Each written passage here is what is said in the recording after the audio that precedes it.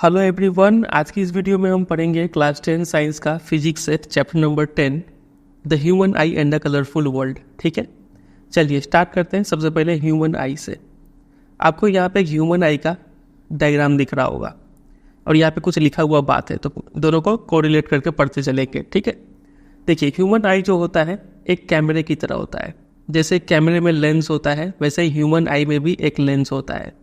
ठीक है, कैमरे में एक स्क्रीन होता है वैसे ही ह्यूमन आई में भी एक स्क्रीन है जहाँ पे इमेज फॉर्म होता है। उस स्क्रीन को रेटिना कहते हैं, इसीलिए दोनों में काफ़ी सिमिलरिटी है। अब कुछ कुछ पार्ट्स है आई के, उसको हम पढ़ना स्टार्ट करेंगे। सबसे पहला पार्ट है कॉर्निया। इमेज में लोकेट कीजिए कहाँ पे है कॉर्निया, तो आप बोलेंगे यहाँ पे कॉर्निया। तो कॉर्निया क्या है, तो ये जो पूरा लेयर दिख रहा है आपको, ये पूरा को कॉर्निया कहते हैं। ये पूरा कॉर्निया, समझ रहे? तो देखिए, light enters the I through a thin membrane called the cornea. एक पतला सा मेम्ब्रेन है, पट्टी है, ये उसी को कॉर्निया कहते हैं। इसका पहला काम तो हो गया कि लाइट इससे एंटर करता है। ठीक है, लाइट यहाँ से आएगा तो इसी से एंटर करेगा। दूसरा इसका एक फीचर है, ये ट्रांसपेरेंट होता है। जाहिर सा बात है, इससे लाइट इजीली पास हो जाएगा, इसलिए ट्रांसपेरेंट है, तो लाइट ही एंटर नहीं करेगा। अगला इसका फंक्शन है, most of the refraction for the light रे entering the I occurs at the outer surface of the cornea. Light का ज़्यादातर रिफ्रैक्शन मतलब जो बेंडिंग है, कहीं से भी लाइट आना है, ज़्यादातर बेंडिंग जो है वो कहाँ पे होता है, इसी कॉर्निया की आउटर सरफेस में होता है। यहीं पे ज़्यादा बेंडिंग होता है। ठीक है, तो कॉर्निया के बारे में ये 2-3 पॉइंट याद रखिएगा। कॉर्निया सबसे पहले है क्या, एक थिन मेम्ब्रेन है और यहीं से लाइट एंटर करता है, ट्रांसपेरेंट है और ज़्यादातर लाइट का रिफ्रैक्शन कॉर्निया से ही होता है। एग्जाम में ये कई बार क्वेश्चन आ चुका है कि लाइट का रिफ्रैक्शन कहाँ पे होता है, तो कई सारे बच्चे ये लेंस आंसर करते हैं, लेकिन ये गलत हो जाएगा। कॉर्निया आपको याद रखना है, लाइट का ज़्यादातर रिफ्रैक्शन कॉर्निया में होता है। ठीक है, तो आप सोचेंगे फिर ये लेंस का क्या काम है, तो लेंस का काम आगे यहाँ पे लिखा हुआ है। देखिए, जो लेंस होता है वो merely provides the finer adjustment of focal length required to focus object at different distances on the retina. यहाँ पे एक बात आप नोटिस कीजिएगा, आप अगर कोई पास का ऑब्जेक्ट देखें या फिर दूर का ऑब्जेक्ट देखें, कहीं का भी ऑब्जेक्ट देखें, सबका इमेज जो है वो जाके इस रेटिना पे ही बनेगा। समझ रहे हैं कि नहीं? ये दूरी तो सेम रहना है। ये दूरी, कभी पास का ऑब्जेक्ट आप देख रहे होंगे, मतलब ऑब्जेक्ट डिस्टेंस कभी कम होगा, कभी ज़्यादा होगा, कभी और भी ज़्यादा होगा। ठीक है, तो इसके हिसाब से ये लेंथ को कभी मोटा होना पड़ता है, थिक या फिर थीन होना पड़ता है। ठीक है, ये मसल जो है सिलियरी मसल्स, यही इसको मोटा पतला करते रहता है। ठीक है, ताकि फोकल लेंथ एडजस्ट होता रहे और जो ऑब्जेक्ट है भले ही अलग अलग डिस्टेंस पे हो, सबको एक ही जगह पे रेटिना पे फोकस करता है, वहीं पे जाके इमेज फॉर्म करता है। तो यही लेंस का काम है। समझे कि नहीं? एक बार फिर से पढ़ते हैं, अब आपको अच्छा समझ में आएगा कि lens provides the finer adjustment of focal length. Focal length को एडजस्ट करता है ताकि क्या हो पाए, फोकस हो पाए, अलग अलग ऑब्जेक्ट अलग अलग दूरी पे रेटिना पे फोकस हो पाए। ठीक है, समझे कि नहीं यहाँ तक? चलिए, ये लेंस का काम हो गया। लेंस यहाँ पे लिखा हुआ है क्रिस्टलाइन लेंस। क्रिस्टलाइन बोलने का मतलब है काफ़ी क्लियर है, ट्रांसपेरेंट है, इसके थ्रू लाइट इजीली पास हो जाएगा। क्रिस्टल से बना हुआ है, क्रिस्टल जैसा मटेरियल से बना हुआ है। ठीक है, चलिए अगला इंपॉर्टेंट चीज़ है वो है आइरिस। तो आइरिस क्या है? It is a dark muscular diaphragm that controls the size of the प्यूपिल। Iris को अच्छे से समझने के लिए हम पहले प्यूपिल समझ लेते हैं। प्यूपिल क्या होता है? तो pupil regulates and controls the amount of light entering the eye. आप इस इमेज में ध्यान से देखिए, इधर लिखा हुआ है प्यूपिल, मतलब ये जो गैप है इसको प्यूपिल कहा गया है।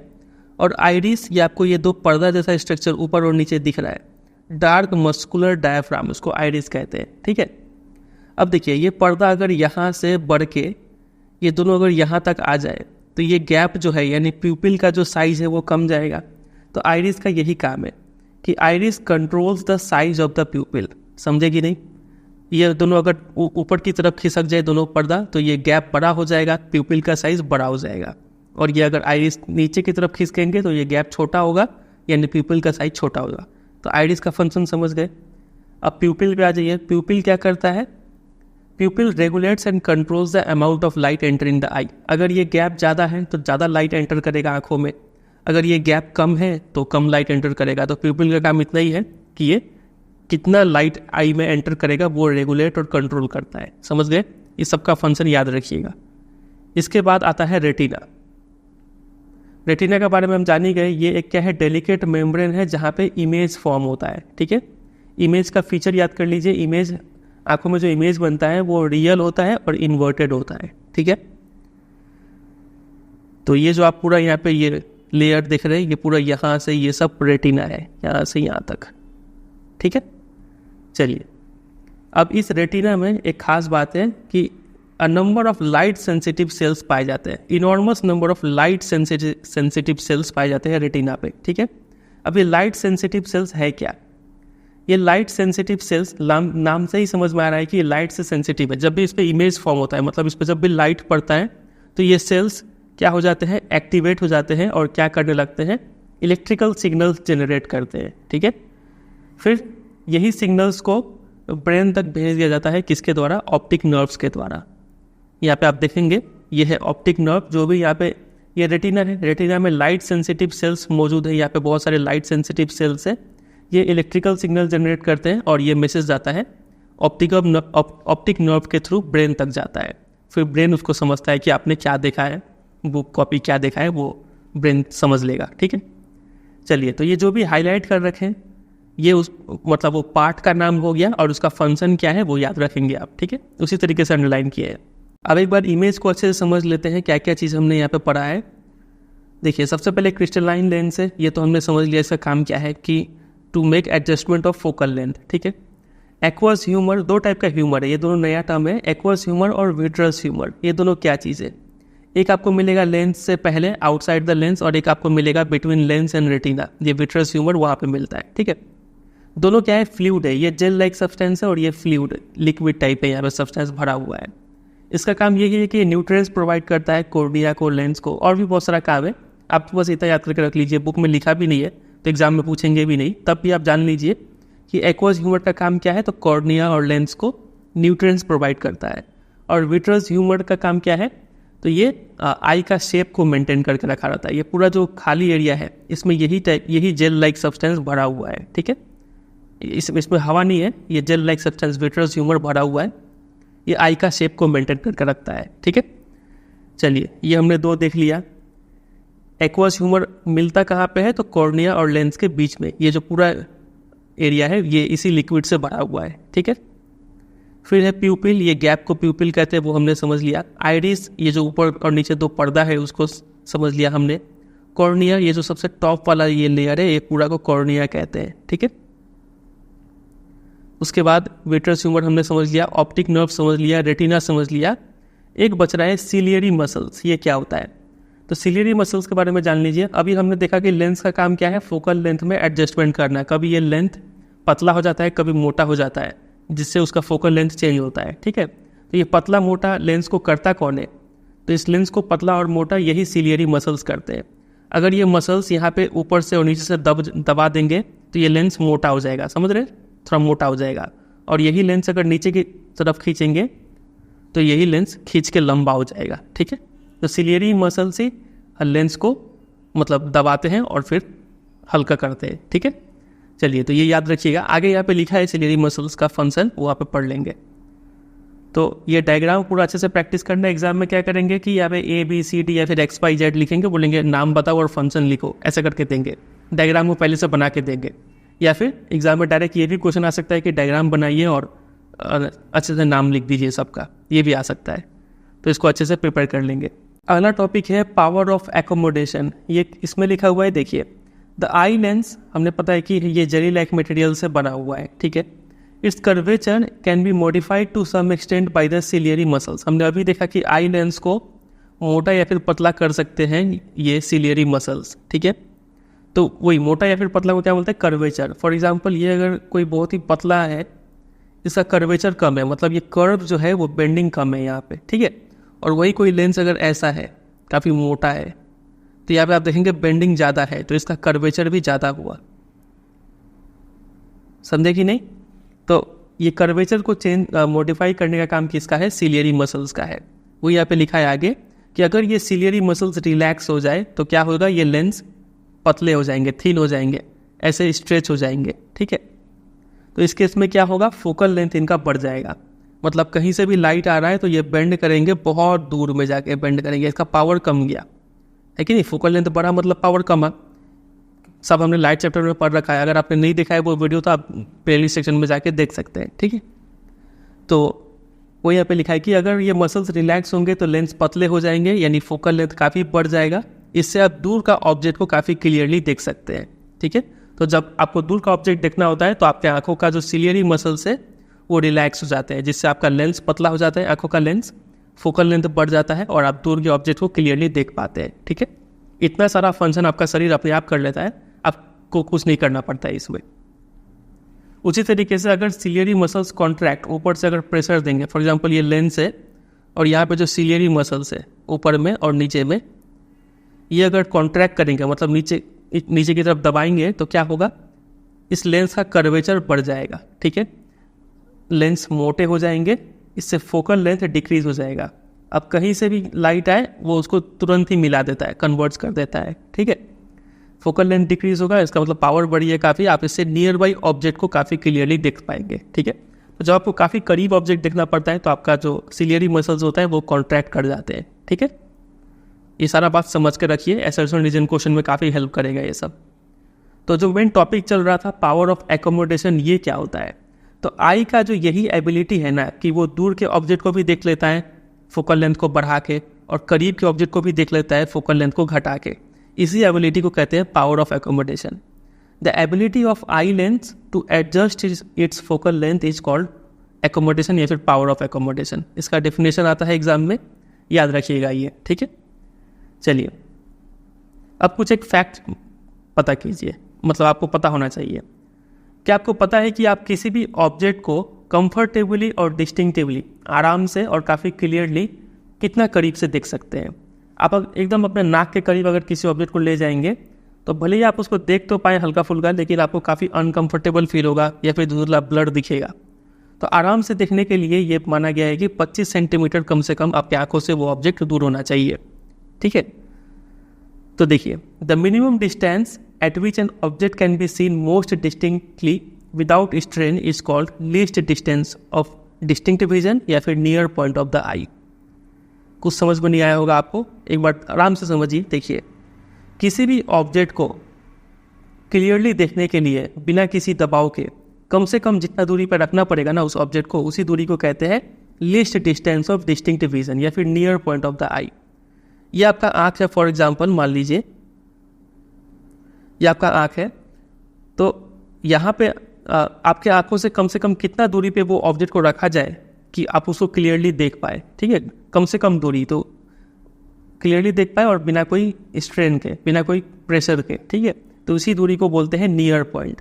तो ये माना गया है कि ये 25 सेंटीमीटर होता है, मतलब वो ऑब्जेक्ट आपके आंखों से कम 25 सेंटीमीटर दूरी पे होना चाहिए, तभी आप उसको आराम से देख पाएंगे। ठीक है, वो यहाँ पे लिखा है कि for young adult with normal vision, आप अगर आपके आंखों में कोई डिफेक्ट नहीं है, ठीक है, कोई चश्मा नहीं पहनते आप, तो आपका नियर पॉइंट जो है वो माना जाता है 25 सेंटीमीटर, ये याद रखिएगा। ठीक है, और फिर कोई नॉर्मल आई कितना दूर तक देख सकता है, कितना दूर तक, हम तो देख लिए सबसे करीब वो 25 सेंटीमीटर तक देख पाएगा। इससे ज़्यादा करीब अगर आप लाएंगे तो आंखों पे प्रेशर पड़ेगा, ब्लर दिखेगा। ठीक है, और अगर आप मैक्सिमम कितना दूर तक देख सकते हैं तो वो दूरी है इन्फिनिटी, इनफाइनाइट, कितना भी दूर तक क्लियरली देख पाएगा एक नॉर्मल आई। ठीक है, अगर आपकी आंखों में कोई बीमारी नहीं है तो ये इन्फिनिटी को बोलते हैं far point of the eye. The farthest point up to which the eye can see object clearly is called far point. तो 2 टर्म है, 3 टर्म हो गया। एक हो गया पावर ऑफ एकोमोडेशन, सिर्फ डेफिनेशन जान के छोड़ देना है। दूसरा टर्म हमने समझा नियर पॉइंट ऑफ आई, जो कि होता है नॉर्मल विजन के लिए 25 सेंटीमीटर। एक होता है फार पॉइंट ऑफ आई, मतलब कितना दूर तक आप देख पाएंगे, तो वो होता है इनफाइनाइट। ठीक है, नियर पॉइंट मतलब सबसे करीब कितना तक देख पाएंगे, तो होता है 25 सेंटीमीटर। इससे करीब का ऑब्जेक्ट हम क्लियरली नहीं देख पाएंगे। ठीक है, अब यहाँ पे क्वेश्चन बनता है मैक्सिमम पावर ऑफ एकोमोडेशन निकालने के ऊपर। देखिए ये टॉपिक क्या चल रहा है, पावर ऑफ एकोमोडेशन। पावर का फॉर्मूला हमने पिछले चैप्टर में पढ़ा था, power equal to reciprocal of focal length, जहाँ पे फोकल लेंथ इन मीटर्स में होना चाहिए। ठीक है, मीटर्स में होना चाहिए। तो देखिए हमें निकालना है मैक्सिमम पावर ऑफ एकोमोडेशन, तो उसके लिए पावर निकालने के लिए चाहिए फोकल लेंथ।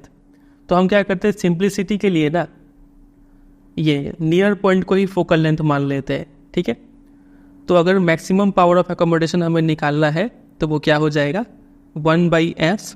यहाँ पे 1/f को कितना लेते हैं, सिंप्लिसिटी के लिए 25 सेंटीमीटर ही ले लेते हैं। लेकिन ये मीटर में होना चाहिए, तो 25 डिवाइडेड बाई 100, 100 ऊपर जाएगा, 100 बाई 25, 100 से डिवाइड किए ताकि मीटर में हो जाए, यानी आ गया 4, और पावर का यूनिट होता है डायोप्टर। तो 4 डायोप्टर हो गया मैक्सिमम पावर ऑफ एकोमोडेशन, ये याद रखिएगा, अक्सर क्वेश्चन बन जाता है।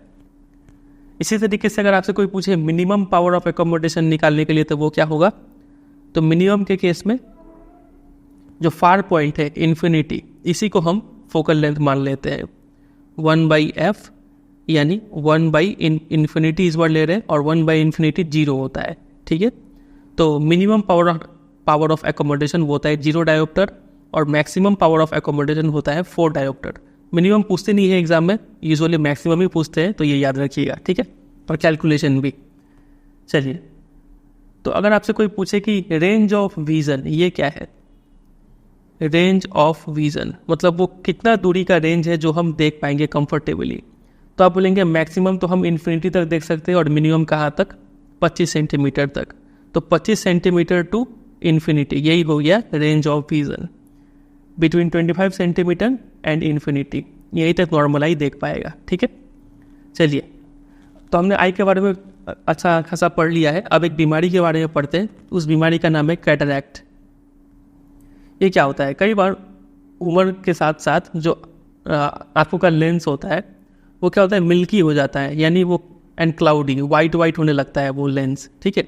इसी कंडीशन को कैटरैक्ट कहते हैं। इससे क्या तो आप पार्शियली आधा अधूरा आपको दिखेगा, ठीक है, या फिर आप पूरी तरीके से ब्लाइंड हो सकते हैं, ठीक है। कैटरैक्ट को ठीक करने का तरीका क्या है, तो आपको सर्जरी कराना पड़ेगा, ये याद रखिएगा।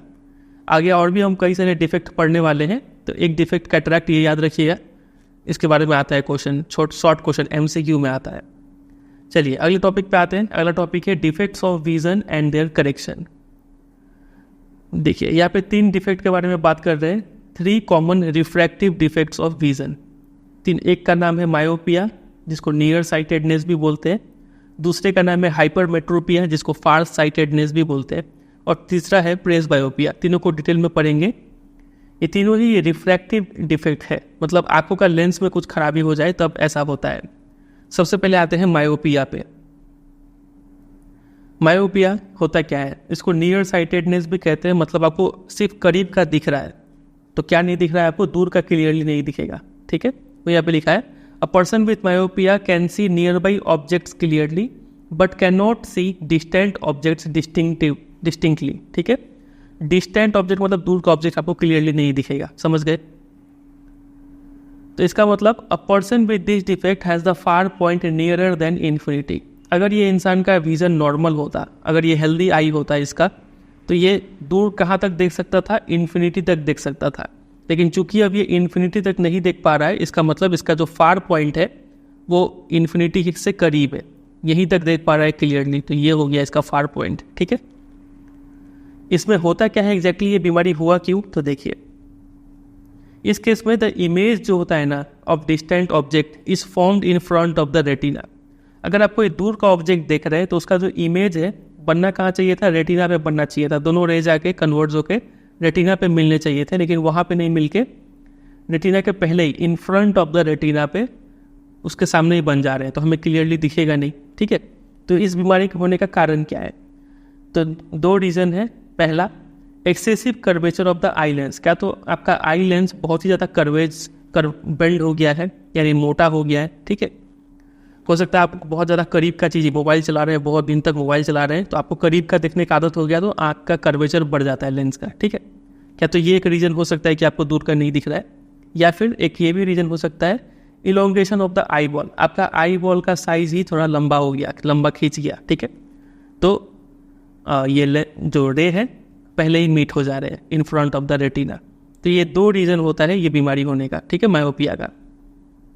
अब इसको ठीक कैसे करेंगे, तो इसके लिए आपको एक लेंस पहनना पड़ेगा, वो लेंस का नाम है कॉनकेव लेंस, ठीक है। ये टाइप का चश्मा पहनना पड़ेगा, उस चश्मे में ये कॉनकेव लेंस होगा। अब सुइटेबल पावर निकालना भी सीखेंगे कि कितने पावर का लेंस चाहिए। फिलहाल आप इतना याद रखिए कि मायोपिया को ठीक करने के लिए कॉनकेव लेंस यूज़ करते हैं। कॉनकेव लेंस से फ़ायदा क्या होता है कि देखिए, अगर ये पैरेलल इन्फिनिटी से रे आएगा तो हमेशा पैरेलल आएगा, ठीक है। पैरेलल लाइट आ रहा है, कॉनकेव क्या कर दिया, दोनों को डाइवर्ट्स कर दिया, थोड़ा सा डाइवर्ट्स किया, अब जाके ये कॉन्वेक्स जो लेंस है वो उसको कन्वर्ट्स करेगा तो रेटिना पे जाके मिल जाएंगे, ठीक है। पहले क्या हो रहा था, इन्फिनिटी से यानी इन्फिनिटी से कोई भी रे आ रहा था तो ये उसको बेंड करके पहले ही मिला दे रहा था। अब क्या हो रहा है कि यहाँ पे जब हम एक कॉन्केव लेंस डाल रहे हैं तो वो उसको पहले डाइवर्ट्स कर रहा है, थोड़ा फैला रहा है, तब ये उसको बेंड कर रहा है, तब जाके वापस रेटिना पे जाके मिलते हैं, ठीक है। इमेज कैसे बनाते हैं तो एक बार देख लीजिए कैसे बनाया जाता है। सबसे पहले तो देखिए 3 टाइप का यहाँ पे इमेज है, इसको भी समझ लीजिए। पहला इमेज जो है इसमें दिखाया गया है कि फार पॉइंट क्या होता है एक मायोपिक आई का। मायोपिक आई के लिए फार पॉइंट इन्फिनिटी नहीं है बल्कि उससे करीब वाला कोई पॉइंट है। यहाँ से जब लाइट आ रहा है थोड़ा करीब का अगर ऑब्जेक्ट देखना चाह रहे हैं तो वो तो ठीक से देख पा रहे हैं, उसका इमेज रेटिना पे बन जा रहा है। लेकिन बहुत दूर का अगर देखने जा रहे हैं इन्फिनिटी का तो उसका इमेज पहले ही बन जा रहा है। ये है मायोपिक आई का इमेज, ठीक है। और ये हो गया करेक्शन का इमेज। तो एग्जाम में तीनों ही इंपॉर्टेंट है लेकिन ये ज़्यादा आता है कि मायोपिक आई को करेक्ट कैसे करते हैं, उसका इमेज बना के दिखाइए, ठीक है। तो देखिए ये वाला बनाना सीखते हैं, करेक्शन वाला। आपको करना क्या है कि पहले लेंस सब बना लेना है। ये हो गया आँखों का लेंस, ये हो गया उसके सामने एक कॉन्केव लेंस, ठीक है। और चलिए तो एक पैरेलल रे भेज दीजिए यहाँ से, ये उसको डाइवर्ट कर देगा कुछ इस तरीके से, और फिर ये उसको जाके कन्वर्ट्स कर देंगे यहाँ पे। जहाँ पे कन्वर्ट्स हुआ वहीं पे आप रेटिना बना दीजिए और यहाँ पे बल्ज दिखा दीजिए, ऐसे करके कुछ इस तरीके से बनेगा, ठीक है। आप इसको स्केल पेंसिल से प्रैक्टिस कीजिएगा, ये बन जाएगा। ये जो बीच में आपको यहाँ पे डॉटेड डॉटेड दिख रहा है ये नहीं बनाने से भी चलेगा, जो मेन सॉलिड लाइन है सिर्फ वो बनाइए। ये 1 2 यहाँ पे डाइवर्जेंस दिखाइए, फिर यहाँ पे कन्वर्जेंस दिखा दीजिए, ठीक है। ये हो गया। फिर मायोपिक आई का भी ऐसे समझ लीजिए। इस पे एग्जाम में क्वेश्चन आता है इस तरीके से, आपसे बोलेंगे कि एक बच्चा है जो इस क्लास में बैक सीट में बैठता है तो क्लियरली नहीं दिखता है, लेकिन फ्रंट सीट पे बैठता है तो उसको जो ब्लैक बोर्ड में लिखा हुआ है वो क्लियरली दिख जाता है। इसका मतलब उसको कौन सा बीमारी है, मायोपिया है, क्योंकि दूर से उसको ब्लैक बोर्ड क्लियरली नहीं दिख रहा है, ठीक है। तो बोलेंगे कि इसका इमेज बना के दिखाओ, जब वो पीछे बैठता है तो कौन सा इमेज काम कर रहा है और जब वो आगे बैठता है तो कौन सा इमेज काम कर रहा है। समझ गए कौन सा इमेज बनाना है।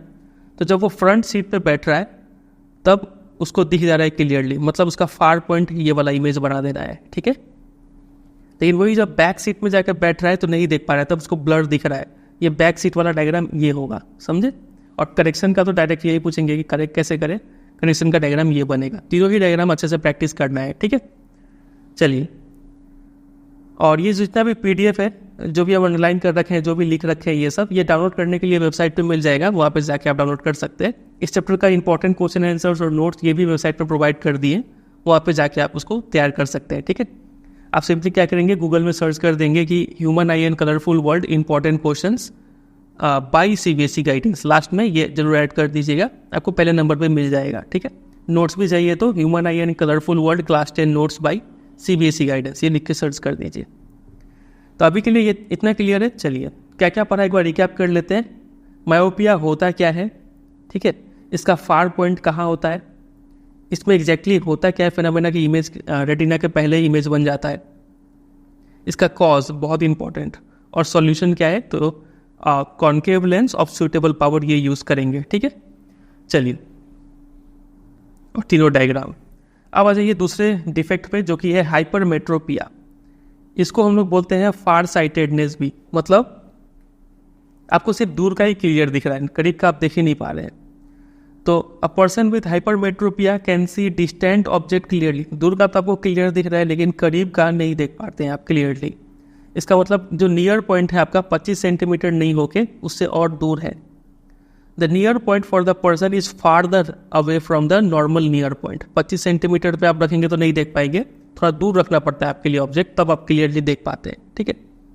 इसमें एग्जैक्टली होता क्या है, द लाइट रे from a close by object is focused at a point behind the retina. इस बार इमेज जो है रेटिना के बिहाइंड बन रहा है, ठीक है। उसमें क्या हो रहा था पहले वाले में कि रेटिना से पहले ही मिल जा रहा था, इसमें रेटिना के बाद मिल रहा है।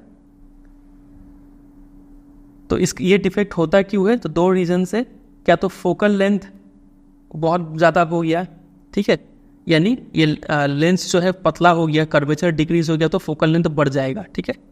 तो दूर पे जाके मिल रहे हैं लोग, या फिर दूसरा रीज़न हो सकता है कि आई बॉल जो है वो छोटा हो गया हो।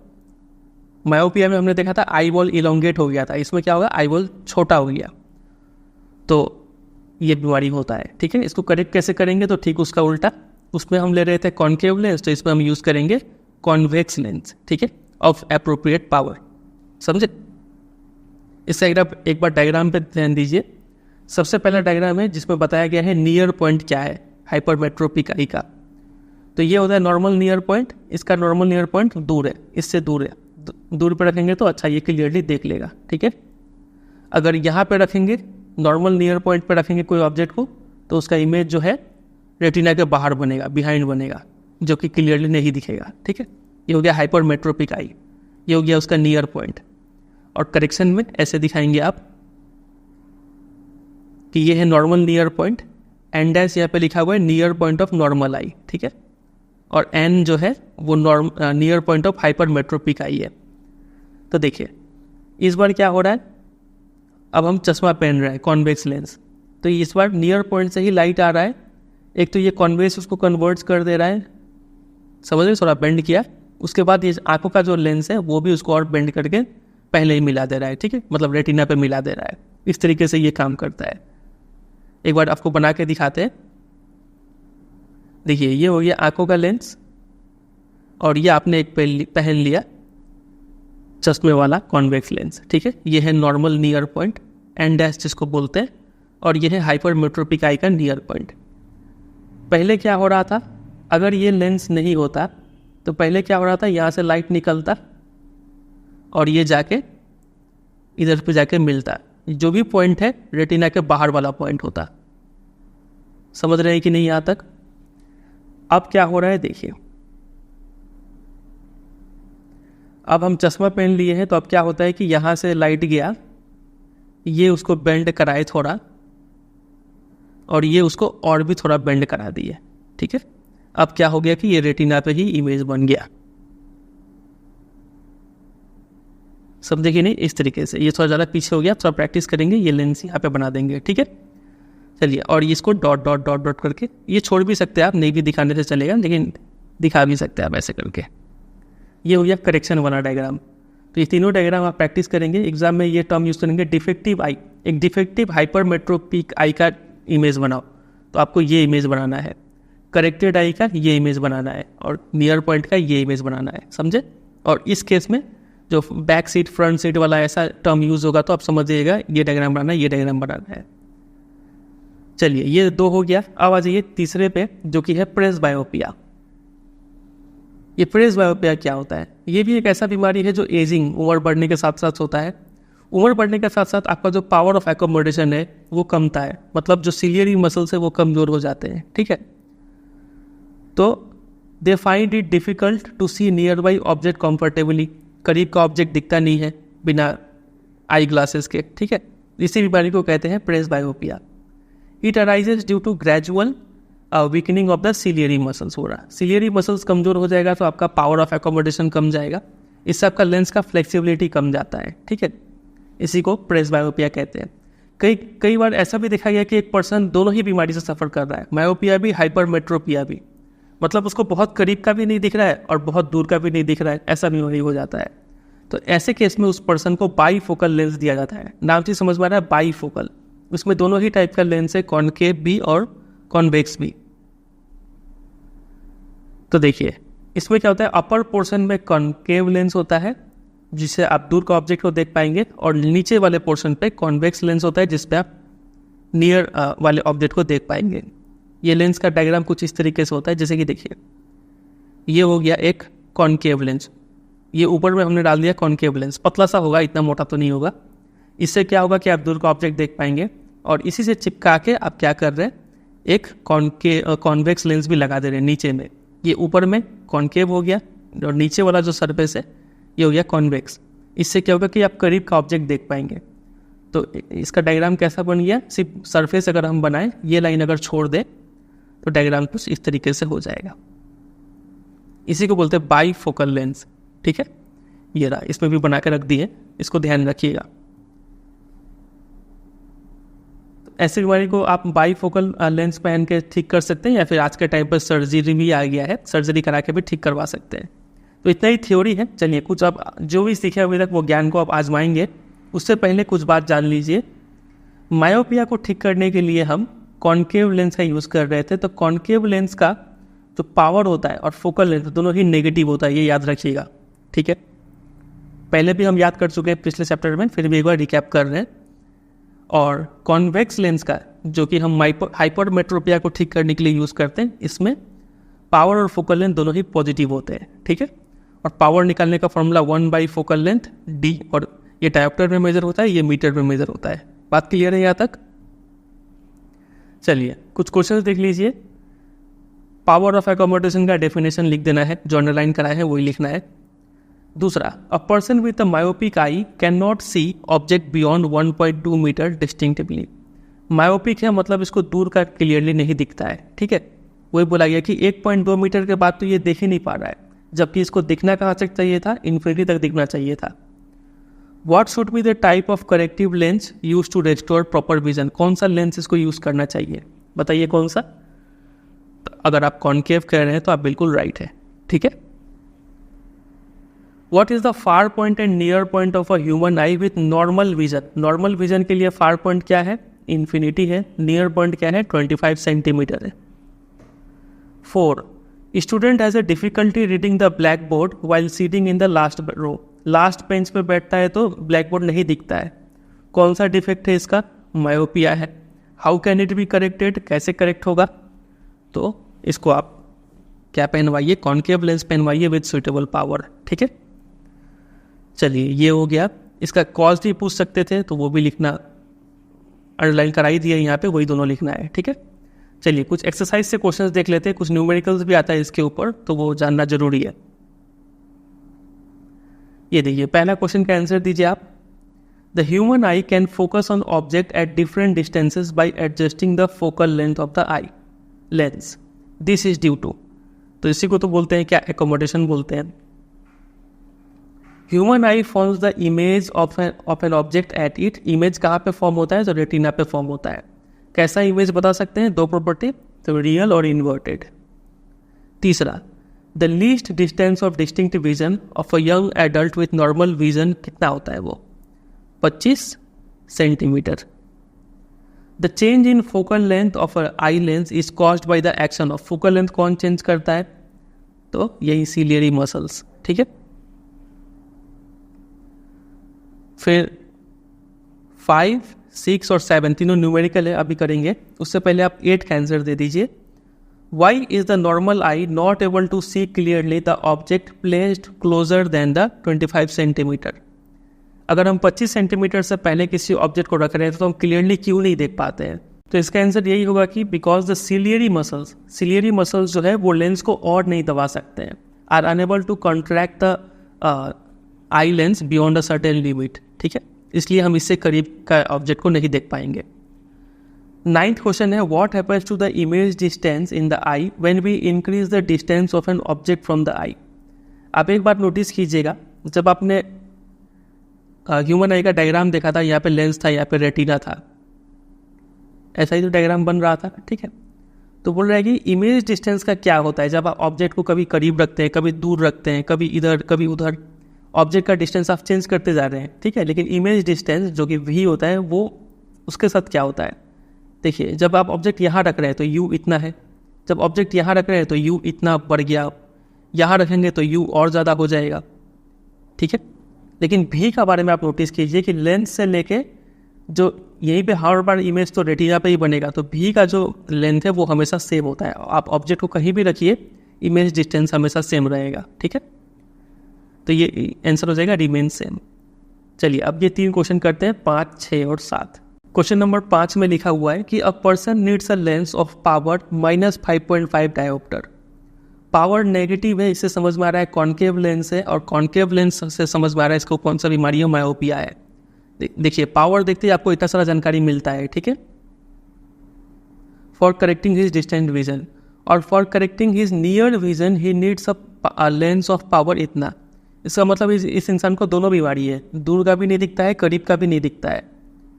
नियर विजन को ठीक करने के लिए वो ये लेंस यूज़ कर रहा है, प्लस है मतलब कॉन्वेक्स लेंस है और हाइपरमेट्रोपिया भी बीमारी है इसको। What is the focal length of the lens required for correcting distant vision and near vision. तो डिस्टेंट विजन के लिए फोकल लेंथ निकालना है और नियर विजन के लिए फोकल लेंथ निकालना है। तो पहला, फॉर डिस्टेंट विजन पावर कितना है, -5.5 डायोप्टर। हमें निकालना है एफ। तो हमें पता है P इक्वल टू होता है 1/f, यानी f का वैल्यू क्या बोल सकते हैं, 1/p। तो ये आ गया 1/5.5 और वो भी नेगेटिव का। पॉइंट हटा के ऊपर 10 ले लीजिए, बाई 55, 5 2 जा 511, तो -2/11 डायोप्टर, सॉरी फोकल लेंथ निकाल रहे हैं तो इतना मीटर हो गया। आप इसको चाहे तो डिवाइड भी कर सकते हैं, नहीं तो 100 से मल्टीप्लाई कर दीजिए, तो 2 × 100 200/11 ये हो गया सेंटीमीटर में। डिवाइड कर दीजिए इसको, 11 1 जा 11, बच गया कितना 90, 11 8 जा 88, 2 फिर पॉइंट से 0 लीजिए, 11 1 जा 11, फिर 90, फिर 8 जा, ऐसे चलता ही जाएगा। तो ये आ रहा है 18 माइनस का 18.18 सेंटीमीटर। ये आ गया इस केस में फोकल लेंथ। बुक में अगर आप आंसर देखें तो -0.18 मीटर है। मीटर में करते अगर आप यहीं पे डिवाइड कर देते 11 2 जा, 2 को 11 से अगर डिवाइड कर देते तो पॉइंट से 0 लेते 11 1 जा 11, 98, तो 0.18 आ रहा होता। हम क्या किए कि पहले 100 से मल्टीप्लाई करके सेंटीमीटर में कर लिए, फिर डिवाइड किए, तो दोनों ही आंसर करेक्ट है, ठीक है। और नियर विजन के लिए भी आपको निकालना है फोकल लेंथ, तो f इक्वल टू 1/p, यानी 1/1.5, पॉइंट हटा के 0 लीजिए, 2/3, 2/3 मीटर हो गया। आप इसको डिवाइड कर लीजिए, पॉइंट हटा के 0, 3 6 जा 18, 2 फिर पॉइंट से 0, फिर 3 6 जा 18, ये चलता ही जाएगा। तो आप इसको 0.667 या फिर 0.67 इतना पे भी छोड़ सकते हैं। बुक में इतना आंसर दिया है, इतना मीटर। यहाँ पे भी आप चाहते तो 100 से मल्टीप्लाई करके इसको सेंटीमीटर भी कर सकते थे और फिर डिवाइड करते, तो 66.67 ऐसा आता है आंसर। ये भी करेक्ट होता, वो भी करेक्ट है, ठीक है। चलिए, ये तो ईजी था। ये पहला टाइप हो गया। 3 टाइप का एक क्वेश्चन आता है। पहला टाइप ये हो गया कि पावर देके आपसे फोकल लेंथ पूछेंगे, ठीक है। क्वेश्चन नंबर 6 देखिए, इसमें बहुत चीज़ आपको सीखने को मिलेगा। लिखा है कि the far point of a myopic person is 80 centimetre in front of the eye. What is the nature and the power of the lens required to correct the problem. कौन सा लेंस चाहिए, उसका नेचर बताना है। तो myopic person है तो कौन सा लेंस चाहिए इसको, कॉनकेव लेंस। एक आंसर तो आपने ऐसे ही दे दिया, ठीक है। उसका पावर निकालना है। पावर निकालने के लिए चाहिए हमें 1/f। f निकालना पड़ेगा सबसे पहले। f कैसे निकलेगा, तो f के लिए हमें लेंस फॉर्मूला यूज़ करेंगे। u और v हमें पहले पता होना चाहिए, ठीक है। तो ये लिखना पहले सीखेंगे, देखिए। और ये बात याद रखिएगा, इसमें साइन हम कैसे यूज़ कर सकते हैं, तो u हो या फिर v हो, दोनों ही हम हमेशा नेगेटिव लेते हैं, दोनों ही नेगेटिव लेंगे। ये बात याद रखिएगा। इस चैप्टर में इससे जो भी न्यूमेरिकल आए उसमें u और v दोनों ही हमेशा हम इस तरफ मेजर कर रहे हैं, आई के आगे की तरफ, ठीक है। तो दोनों नेगेटिव लेंगे। तो देखिए, आप सबसे पहले इसमें ये सोचिएगा कि वो इंसान देखना कहाँ तक चाहता है। तो एक मायोपिक आई है, उसको दूर का देखना है, दूर का यानी इन्फिनिटी देखना है। इसका मतलब वो इमेज जो है वो कहाँ तक देखना चाहता है, ऑब्जेक्ट इन्फिनिटी में रखा हो तो वो देखना चाहता है। तो ऑब्जेक्ट डिस्टेंस हो गया माइनस या फिर इन्फिनिटी, तो इन्फिनिटी है इतना, ठीक है। और फिर भी मतलब उसको कहाँ तक दिख रहा है वो डिस्टेंस लेना पड़ेगा भी आपको। आई का न्यूमेरिकल ऐसे ही आपको सॉल्व करना पड़ेगा। तो भी यहाँ पे हो जाएगा 80 सेंटीमीटर और इसमें लेंगे हम नेगेटिव साइन। तो अब यहाँ पे लेंस फॉर्मूला लगाएंगे, तो 1/f equal to 1/b minus 1/u, मतलब 1/-80 माइनस 1/इन्फिनिटी। तो ये 1/इन्फिनिटी तो 0 हो जाएगा, तो माइनस का 1/80, यानी फोकल लेंथ हो गया 80 सेंटीमीटर, ठीक है। पावर निकालना है तो 1/f यानी 1/-80, लेकिन ये सेंटीमीटर में है, हमें पावर चाहिए होता है मीटर में। डिवाइड बाई 100 करेंगे, ये 100 ऊपर जाएगा, 80 नीचे रहेगा, माइनस साइन चल रहा है। 5/4 माइनस का, इसको जब आप डिवाइड करेंगे, 4 1 जा 4, 1 पॉइंट से 0, 4 2 जा 8, फिर 2 पॉइंट से 0, 4 5 जा 20। तो कितना आया, माइनस का 1.25 इतना, और पावर है तो डायोप्टर में ये होगा, इतना ही हो जाएगा आंसर, ठीक है, -1.25 डायोप्टर। समझे कि नहीं इस टाइप का क्वेश्चन? बस आपको इतना याद रखना है, पहला यू हो या फिर भी हो, सब इस केस में नेगेटिव लेंगे, ये पहला बात। दूसरा बात आप ये याद रखेंगे कि यू और भी का वैल्यू कैसे लिखेंगे। तो आप देखिए ये इंसान देखना कहाँ चाहता है, अगर ये दूर का देखना चाहता है तो वो उस केस में यू इन्फिनिटी होगा, अगर वो इंसान करीब का देखना चाहता है तो करीब ज़्यादा से ज़्यादा कहाँ तक देख सकता है, 25 ले रहे होते हैं उस समय, और कहाँ तक उसको दिख रहा है वो हो जाता है भी, ठीक है। इस केस में उसके बाद एफ निकाल दीजिए, फिर पी निकाल दीजिए। चलिए यही ज्ञान को यूज़ करते हैं इस क्वेश्चन में। आप चाहे तो वीडियो पॉज करके खुद भी ट्राई कर सकते हैं, जितना हम जानकारी दी है उसके बेसिस पे। लिखा है कि make a diagram to show how hypermetropia is corrected. Hypermetropia कैसे करेक्ट करते हैं इसका डायग्राम बता ही दिए, वो बनाना है। Near point of a hypermetropic eye is 1 metre. Hypermetropia है एक इंसान को, वो 1 मीटर तक ही देख पाता है, उससे करीब का नहीं देख पाता है, वही उसका नियर पॉइंट है। What is the power of lens required, कितने पावर का लेंस चाहिए उसको ये बीमारी ठीक करने के लिए। तो देखिए हाइपरमेट्रोपिया, उसको करीब का नहीं दिखता है ना, तो करीब का कहाँ तक दिखना चाहिए, वो कहाँ तक दिखना चाह रहा है, तो आप बोलेंगे नॉर्मली 25 सेंटीमीटर तो दिखना ही चाहिए, तो वो यहाँ तक दिखना चाह रहा है। ऑब्जेक्ट को आप रखेंगे 25 सेंटीमीटर पे और लेंगे नेगेटिव में। कहाँ तक उसको दिख रहा है, तो 1 मीटर तक, यानी 100 सेंटीमीटर तक दिख रहा है, ये भी नेगेटिव लेंगे।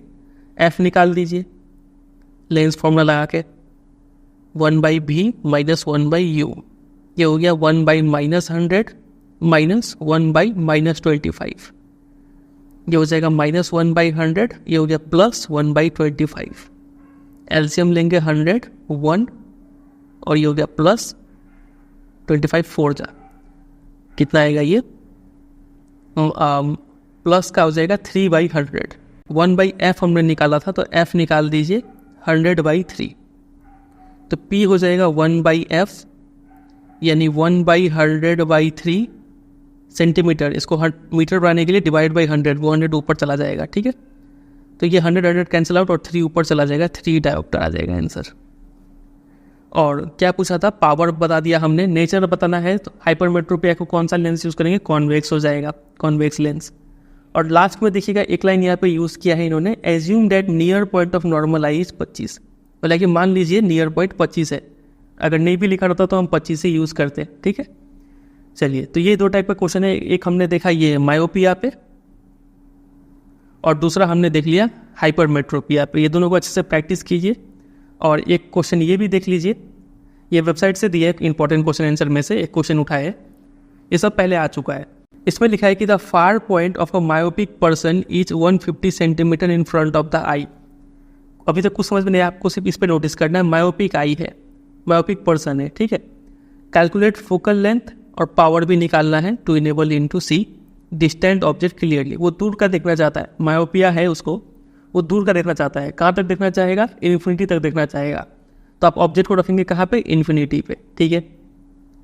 कहाँ तक उसको दिख रहा है, तो 150 सेंटीमीटर तक दिख रहा है, b = 150, दोनों ही लेना है नेगेटिव में, ठीक है। वो 2 लाइन आप समझ गए। फिर लेंस फॉर्मूला लगा के f निकालिए, इतना आया, सॉरी f इतना आया। अब हम p निकाल देंगे, हम यहीं पे डिवाइड कर दिए 100 से ताकि मीटर हो जाए, फिर इतना आ जाएगा आंसर। समझे, इसी टाइप का क्वेश्चन आएगा, आपको घबराना नहीं है, बस देखना है कि कौन सा बीमारी है, कहाँ तक वो देखना चाहता है और कहाँ तक दिख रहा है, बस। चलिए ये क्वेश्चन आपके लिए होमवर्क दे रहे हैं, इसका भी सॉल्यूशन वेबसाइट पे मिल जाएगा, आप पहले खुद से ट्राई कीजिए, उसके बाद वेबसाइट वाला सॉल्यूशन से आंसर देख लीजिएगा। आंसर आपका इतना आना चाहिए।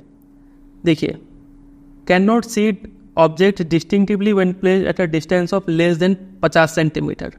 50 सेंटीमीटर से करीब अगर आप ऑब्जेक्ट को ला रहे हैं ना, तो उसको क्लियरली नहीं दिखता है, तो जाहिर सी बात है कौन सा बीमारी हो गया, हाइपरमेट्रोपिया, ठीक है।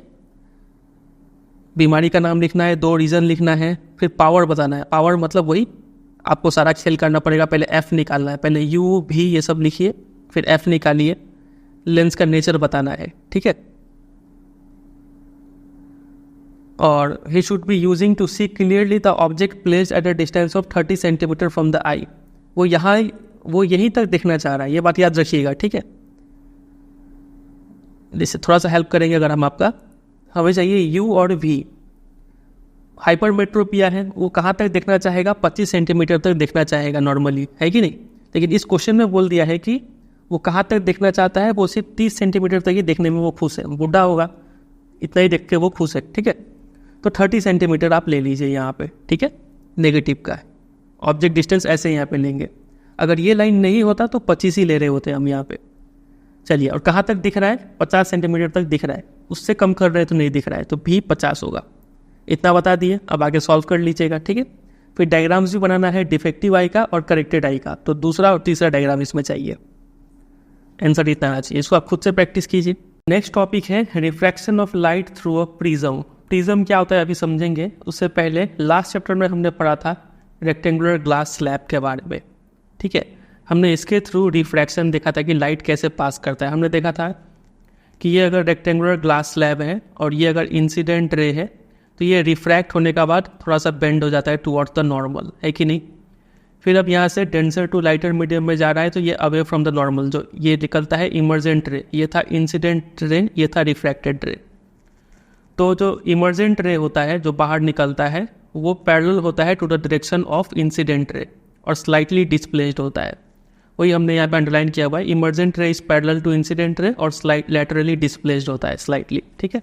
ये सब अपने डिटेल में पिछले चैप्टर यानी चैप्टर 9 में पढ़ रखा था, लाइट चैप्टर में, ठीक है। इस चैप्टर में हमें पढ़ना है प्रिज्म के बारे में, वो भी ट्रांसपेरेंट प्रिज्म है, ट्रायंगुलर शेप का होता है ये, आप ऐसा देख सकते हैं, इसको बोलते हैं प्रिज्म। इसको अगर आप ध्यान से देखें तो आपको दो ट्रायंगुलर बेस देखने को मिलेंगे। ये एक ट्रायंगल है आगे की तरफ और ये एक पीछे की तरफ, दो ट्रायंगुलर शेप का बेस आपको देखने को मिलेगा और 3 रेक्टेंगुलर सरफेस आपको देखने को मिलेंगे। ये एक रेक्टेंगल सरफेस, एक यहाँ पे, एक नीचे में और एक इस साइड में, है कि नहीं। 3 रेक्टेंगल और 2 ट्रायंगल, ये लाइन याद रखिएगा, असर्शन रीजन बेस्ड क्वेश्चन में यूज होता है ये लाइन, ठीक है। यहाँ पे एक चीज़ आप और याद कर लीजिए, एंगल ऑफ प्रिज्म, ये क्या होता है, the angle between 2 lateral faces is called angle of prism. ये एक लैटरल फेस है, ये रेक्टेंगल वाला, और ये एक रेक्टेंगल वाला एक लैटरल फेस, तो दोनों के बीच में जो एंगल है ये एंगल को बोलते हैं एंगल ऑफ प्रिज्म। उसी तरीके से ये भी हो गया एंगल ऑफ प्रिज्म, ये भी एंगल ऑफ प्रिज्म और ये भी एंगल ऑफ प्रिज्म, ये भी एंगल ऑफ प्रिज्म, ये भी एंगल ऑफ प्रिज्म, ठीक है। चलिए, इतना हमने समझ लिया। एक एक्टिविटी दिया हुआ है, एक्टिविटी को हम डायरेक्ट इस डायग्राम से ही समझाते हैं। ये हमने सिंप्लिसिटी के लिए एक ट्रायंगुलर प्रिज्म बना लिया, यहाँ पे ABC क्या है, एक ट्रायंगुलर प्रिज्म है, ठीक है। इस पर हम देखते हैं कि लाइट का रिफ्रैक्शन कैसे होता है, ठीक है। देखिए, सबसे पहले यहाँ से गया एक इंसिडेंट रे, समझ गए, इंसिडेंट रे जा रहा है PQ। फिर यहाँ पे एक सरफेस है, इसको हम साथ साथ भी बनाते जाते हैं, जैसे कि देखिए ये एक प्रिज्म है, यहाँ पे हमने एक इंसिडेंट रे भेजा ऐसे करके, ये सरफेस पे एक हम क्या करते हैं, नॉर्मल बना लेते हैं, एक परपेंडिकुलर लाइन खींच लेते हैं यहाँ पे, ये परपेंडिकुलर है इस लाइन से, ठीक है। इसको जाना चाहिए था कैसे, सीधे जाना चाहिए था, लेकिन ये लाइटर टू डेंसर मीडियम में एंटर कर रहा है तो ये टुवर्ड्स द नॉर्मल बेंड हो जाएगा, नॉर्मल की तरफ इधर बेंड हो जाएगा, ठीक है, समझे। अब बेंड होने के बाद अब यहाँ पे फिर से रिफ्रैक्शन होगा इस सरफेस पे, इस सरफेस पे फिर से रिफ्रैक्शन होगा, तो हम क्या करेंगे, फिर से यहाँ पे एक नॉर्मल बना लेंगे, इस सरफेस का नॉर्मल। तो यहाँ पे एक फिर से परपेंडिकुलर लाइन खींच लेते हैं, ये परपेंडिकुलर है इस लाइन से, ठीक है। इसको जाना चाहिए था कैसे, सीधे जाना चाहिए था, लेकिन ये सीधा नहीं जाके away from the normal bend हुआ, क्योंकि डेंसर से लाइटर मीडियम में जा रहा है, ये अवे फ्रॉम द नॉर्मल इधर बेंड हो जाएगा, ठीक है। ये हो गया इंसिडेंट रे और ये हो गया रिफ्रैक्टेड रे, ये हो गया इमर्जेंट रे, समझे। तो जो इमर्जेंट रे का जो है उसका डायरेक्शन अगर आप पीछे की तरफ रिट्रेस करेंगे, एक्सटेंड करेंगे, तो ये दोनों में जो एंगल बनता है ना, angle between the direction of incident रे, ये तो इंसिडेंट रे नहीं है ना, उसका डायरेक्शन है ये डॉटेड लाइन, और इमर्जेंट रे का बीच में जो डायरेक्शन है, ये दोनों का बीच में जो एंगल बन रहा है, इसी एंगल को बोलते हैं डी। डी बोलने का मतलब है angle of deviation, very very very important term. तो एग्जाम में सीधा ये डायग्राम बनाने के लिए आएगा, बोलेंगे कि एक ट्रायंगुलर ग्लास प्रिज्म से रिफ्रैक्शन ऑफ लाइट का डायग्राम बनाइए, ठीक है, वेल लेवल डायग्राम। तो आपको ये सब लिखना भी पड़ेगा कि ये जो P और E है या फिर PQ बोल लीजिए, ये है इंसिडेंट रे, ठीक है। फिर E से लेके F तक ये क्या हो गया, रिफ्रैक्टेड रे, और फिर F से लेके S तक ये क्या हो गया, इमर्जेंट रे। ये तीनों टर्म समझ गए। यहाँ पे ये एंगल A, इसको क्या बोलते हैं, एंगल ऑफ प्रिज्म, जो कि थोड़ी देर पहले बताया आपको। अब बात करते हैं एंगल्स का। तो नॉर्मल और इंसिडेंट रे के बीच में जो एंगल है उसको बोलते हैं एंगल ऑफ इंसिडेंस। उसी तरीके से नॉर्मल और रिफ्रैक्टेड रे के बीच में जो एंगल है उसको बोलते हैं एंगल ऑफ रिफ्रैक्शन। और उसी तरीके से नॉर्मल और इमर्जेंट रे के बीच में जो एंगल है उसको बोलते हैं एंगल ऑफ इमर्जेंस। ठीक है, और एंगल ऑफ डेविएशन समझ ही गए कौन सा को बोलेंगे, यहाँ पे भी लिखा हुआ है, देखिए। इंसिडेंट रे, रिफ्रैक्टेड रे, इमर्जेंट रे पहचान लिए। पहली बार जब रिफ्रैक्शन हो रहा था यहाँ पे, तो जो लाइट रे है वो टुवर्ड्स द नॉर्मल बेंड किया, और दूसरी बार जब रिफ्रैक्शन हो रहा था यहाँ पे तो वो away from the normal bend किया। वही दो चीज़ हम यहाँ पे अंडरलाइन कर दिए हैं। ठीक है, ये पूरा पैराग्राफ में वही बात लिखा हुआ है जो अभी हम आपको बताएं। और एंगल ऑफ डेविएशन समझ गए कि इमर्जेंट रे और इन डायरेक्शन ऑफ इंसिडेंट रे, इन दोनों के बीच में जो एंगल बनता है उसी को एंगल ऑफ डेविएशन कहते हैं। ठीक है, चलिए एग्जाम में ऐसा ही डायग्राम देंगे और यहाँ पे लिख देंगे एक्स और बोलेंगे एक्स क्या है, आपको लिखना पड़ेगा एंगल ऑफ डेविएशन इसको बोलते हैं। ठीक है, इतना बात सिर्फ यहाँ से यही इंपॉर्टेंट है, ये डायग्राम बना के और ये नाम सब अच्छे से याद होना चाहिए। ये डायग्राम बनाना एक बार प्रैक्टिस कर लीजिए खुद से, बनाना ईजी है। आगे मूव करते हैं अगले टॉपिक पे। अगला टॉपिक है dispersion of white light by a glass prism. मतलब मेन आप ये डिस्पर्सन वर्ड पे फोकस कीजिए, और वाइट लाइट क्या होता है वो भी समझेंगे, और ग्लास प्रिज्म तो हम समझ ही लिए।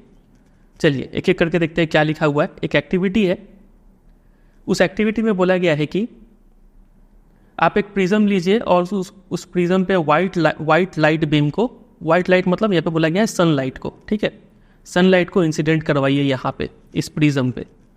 तो आप पाएंगे कि जो भी रे बाहर निकल रहा है, जो भी इमर्जेंट रे बाहर निकल रहा है, उसको एक स्क्रीन पे, एक कार्डबोर्ड पे ऑब्टेन कीजिए और देखिए कौन सा कलर मिला आपको। तो आप पाएंगे कि ये जो प्रिज्म था ना, आपने तो भेजा था सिर्फ एक वाइट लाइट, ये प्रिज्म ने क्या किया, इस वाइट लाइट को स्प्लिट कर दिया, बिखेर दिया 7 कलर्स में। ठीक है, the prism has probably split the incident white light into a band of colours. आप जब यहाँ पे कार्डबोर्ड लगाए थे आपको कुछ कलर्स देखने को मिलेगा, इसका मतलब ये प्रिज्म ने क्या किया, इस वाइट लाइट को स्प्लिट कर दिया उसके अलग अलग कंपोनेंट्स पे। ठीक है, अब कौन सा कलर मिलेगा, तो खासकर से आपको वाइट लाइट के लिए याद रखना है कि जब आप वाइट लाइट भेजते हैं तो आपको ये 7 रंग मिलते हैं, violet, indigo, blue, green, yellow, orange, red. नीचे से ऊपर की तरफ बोल रहे हैं। ठीक है, सबसे नीचे आपको मिलेगा वायलेट, उसके बाद इंडिगो, उसके बाद ब्लू, ग्रीन, और फिर यहाँ पे ऑरेंज है, और यहाँ पे पिंक से दिखाया हुआ है लेकिन ये होगा रेड। ठीक है, चलिए तो इसको शॉर्टकट है याद करने का, VIBGYOR, वीब्योर करके याद कर लीजिए, और याद रखिएगा नीचे से ऊपर की तरफ है, इधर इस दिशा में है। ठीक है, चलिए कई बार एग्जाम में आपको डायग्राम मिलेगा कुछ इस तरीके से, ऐसे करके उल्टा प्रिज्म बना देंगे और यहाँ से भेजेंगे लाइट, और ऐसा कुछ यहाँ पे कुछ लाइट निकाल देंगे और नाम पूछेंगे कि इसका कौन सा नाम है, तो आपको समझ जाना है इधर से होगा उस समय में वीब्योर, VIBGYOR, जिसका भी नाम पूछे उसके अकॉर्डिंग आप नाम बोलेंगे। ठीक है, ध्यान दीजिएगा, ये हमने समझ लिया। तो ये जो यहाँ पे हम कार्डबोर्ड लगाए थे, उस कार्डबोर्ड में हमें कुछ कलर्स मिला, बैंड ऑफ कलर्स मिला। इसी बैंड ऑफ कलर्ड कंपोनेंट्स को कहते हैं स्पेक्ट्रम। ठीक है, एक वर्ड में क्या बोलेंगे, तो हमें क्या मिला, स्पेक्ट्रम मिला। जो आपने कार्डबोर्ड में ये 7 रंग देखा वीब्योर, ये 7 रंग को बोलेंगे स्पेक्ट्रम। ये टर्म समझे। चलिए और एक टर्म है जो इस टॉपिक का मेन नाम है, वो है डिस्पर्सन। डिस्पर्सन क्या होता है, तो ये जो पूरा फेनोमेनन है, ये जो पूरा प्रोसेस हमने देखा कि कैसे कोई भी एक लाइट स्प्लिट हो जाता है इनटू इट्स कंपोनेंट कलर्स। जो कलर्स जोड़ के वो लाइट बना हुआ है, वो सारे कंपोनेंट कलर्स में लाइट स्प्लिट हो जाता है। इसी स्प्लिटिंग को, इसी पूरे प्रोसेस को डिस्पर्सन कहते हैं। तो बोल सकते हैं डिस्पर्सन का रिजल्ट होता है स्पेक्ट्रम। डिस्पर्सन करेंगे तो आपको क्या देखने को मिलेगा, बैंड ऑफ कलर्स देखने को मिलेगा, यानी आपको स्पेक्ट्रम देखने को मिलेगा। तो हम समझ रहे हैं, दोनों में डिफरेंस समझ लीजिए। ठीक है, चलिए ये हो गया। अगला पॉइंट है ये कि हमें ये कलर्स देखने को क्यों मिलते हैं, वाई।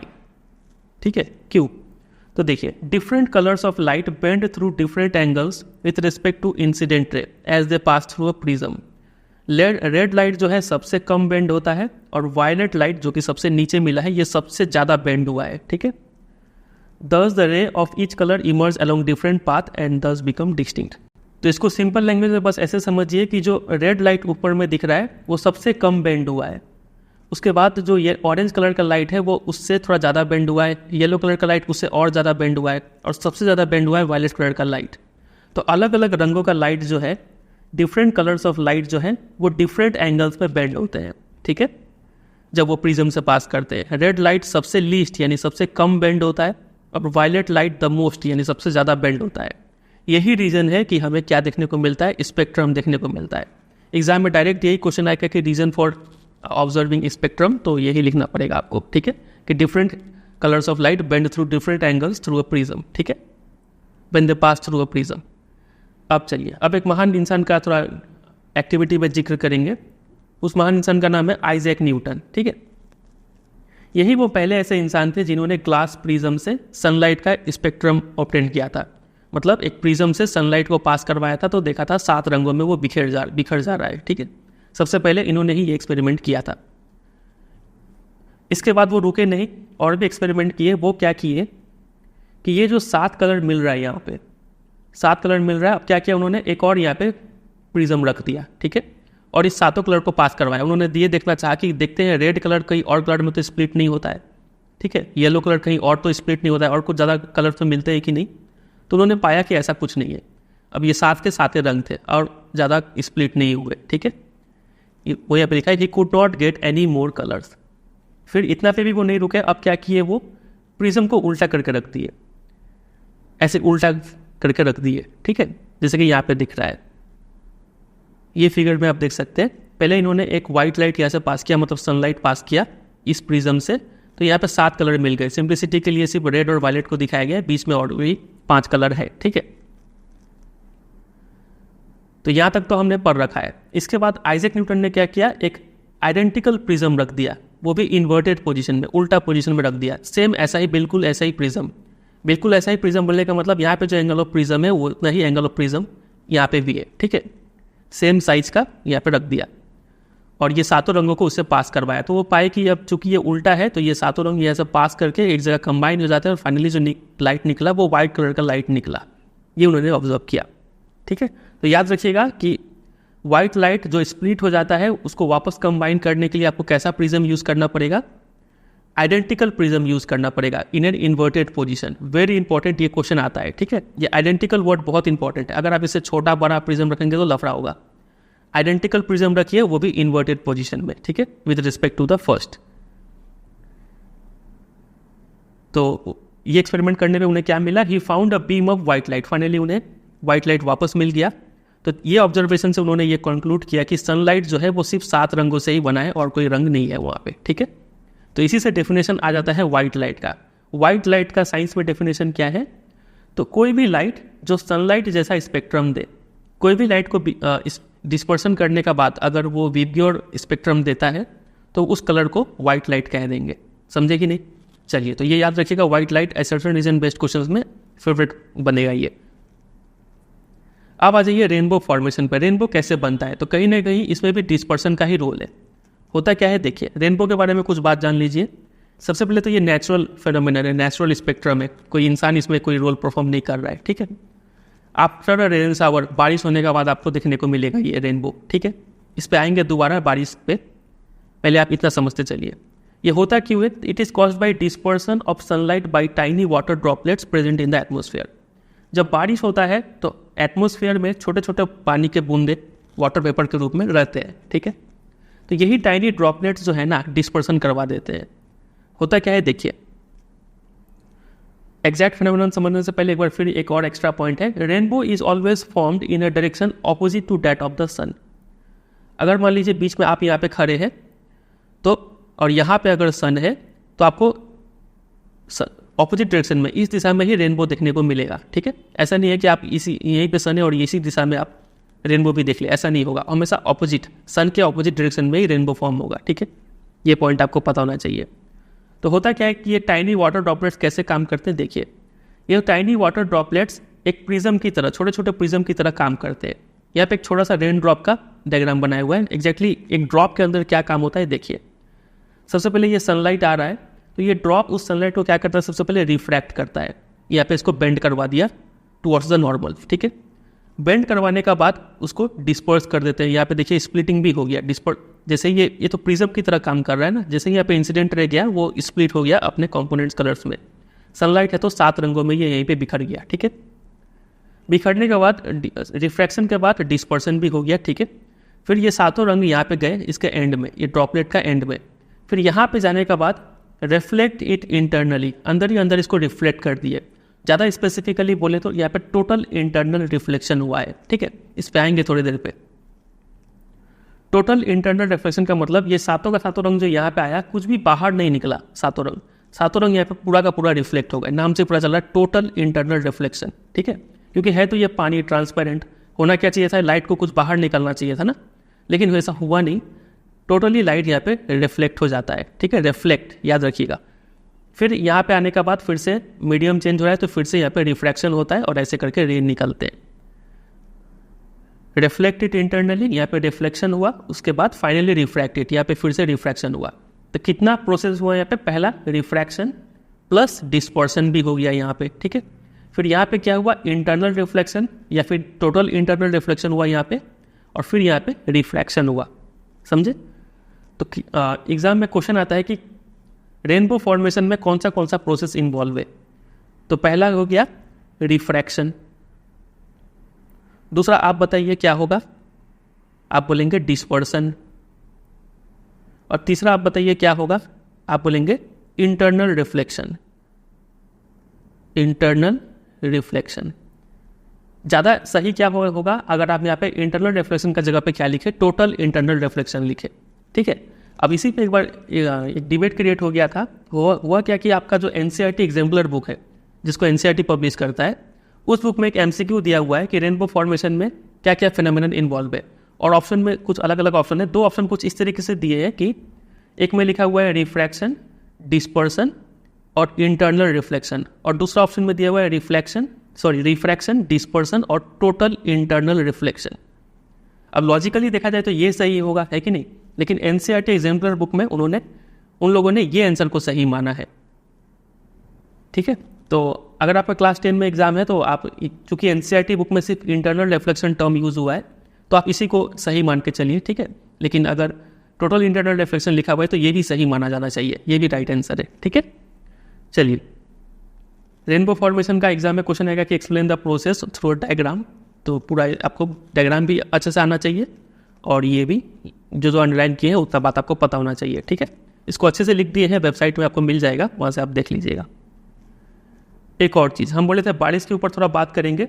रेनबो बोला गया था कि बारिश के बाद देखने को मिलता है, लेकिन ऐसा नहीं है कि सिर्फ बारिश के बाद ही देखने को मिलेगा। कई बार आपको सनी डे में भी रेनबो देखने को मिलता है। कब? जब आप किसी वाटरफॉल या फिर कोई झरने से के थ्रू देखेंगे तो आपको रेनबो देखने को मिल जाएगा, ठीक है। तो ये भी एसेशन रीजन क्वेश्चन में आ जाएगा कि rainbow is observed only after rain shower. तो वो क्या सही स्टेटमेंट होगा? नहीं, ठीक है। वो सनी डे में भी आप ऑब्जर्व कर सकते हैं। चलिए, ये हो गया ये टॉपिक, डिस्पर्सन पूरा एंड हो गया। अब आ जाइए एटमॉस्फेरिक रिफ्रैक्शन पे। ये क्या चीज़ है, इसको काफ़ी सिंपल से समझिए।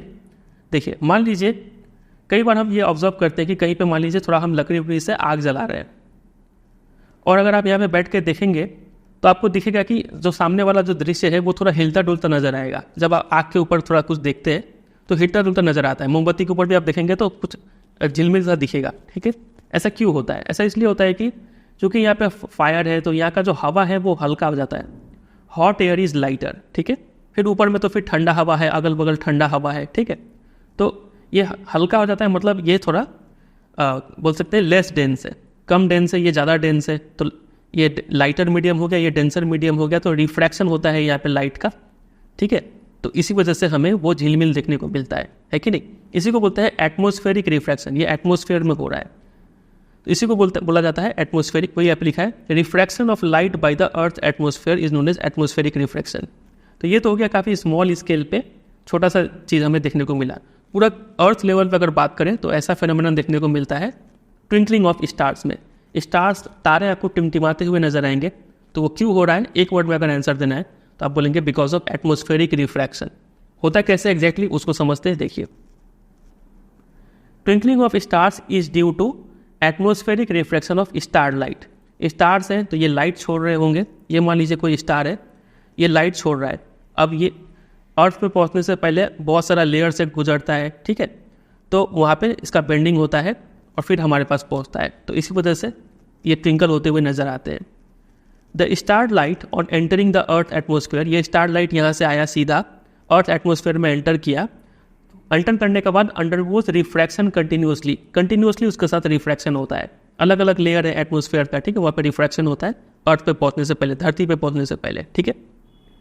इतना तक तो समझे। एक और यहाँ पे अलग बात बताया गया है, वो है ये थोड़ा हटके है टॉपिक से। बोला गया है कि since the atmosphere bends the star light towards the normal, the apparent position of the star is slightly different from its actual position. The star appears slightly higher than the actual position when viewed near the horizon. आप इस diagram को देखिए। ये एक बच्चा खड़ा होकर देख रहा है स्टार को। अब स्टार लाइट ऐसा तो नहीं कि सीधा आ गया, उसको एटमोसफेयर से गुजर के आना हुआ होगा, ठीक है। तो एटमोसफेयर के पहले अर्थ का जो एटमोसफेयर है उससे पहले तो यहाँ पे लाइटर मीडियम है, यहाँ पे डेंसर मीडियम है। तो लाइट जब यहाँ पे आया तो ये बेंड हो गया टुवर्ड्स द नॉर्मल। लाइट जब यहाँ से आया तो टुवर्ड्स द नॉर्मल बेंड हो गया, ठीक है। तो यहाँ से जब आप देखेंगे तो आपको लगेगा ये लाइट तो पक्का सीधा ही आया होगा चल के। ये बच्चा अगर देखेगा तो इसको लगेगा ये लाइट सीधा ही आया होगा। हमें ऐसा दिख रहा है, एपरेट स्टार पोजीशन ये हमें दिख रहा है, लेकिन क्या वो स्टार का सही पोजीशन है? नहीं, लाइट चूँकि बेंड हो गया है, असलियत में तो स्टार यहाँ पे रियल पोजीशन ये है, एपरेंट ये होता है, ठीक है।